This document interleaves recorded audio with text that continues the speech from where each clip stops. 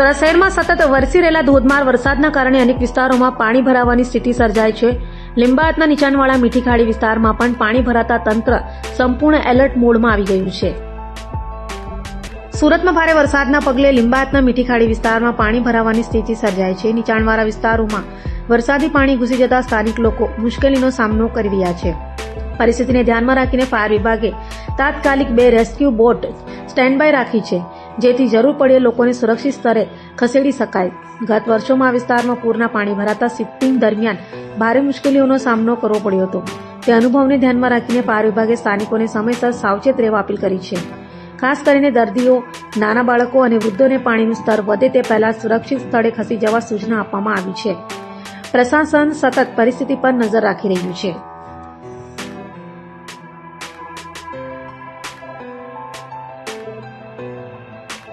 सब fire officer Sunil Chaudhary, Dumbhal fire station તેમજ સાથી એસો જિગ્નેશ ટંડલ સાહેબ, Mandarwada fire station, Surat fire and emergency service fire ખાતાની આ લીંબાયત મીઠી ખાડી વિસ્તાર છે અને નીચાણવાળો વિસ્તાર હોવાથી પાણી કાયમ ચોમાસાની ઋતુ દરમિયાન અંદર ભરાય છે.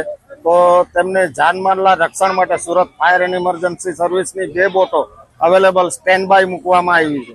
ગઈ વખતે જે 7 તારીખના પૂરના પાણી જે મીઠી ખાડીની અંદર ભરાયા હતા અને બીમાર છે, નાના છોકરાઓ છે, એમને શિફ્ટિંગ કરવામાં ફાયર બ્રિગેડને બી ઘણી જહેમત ઉઠાવવી પડી હતી.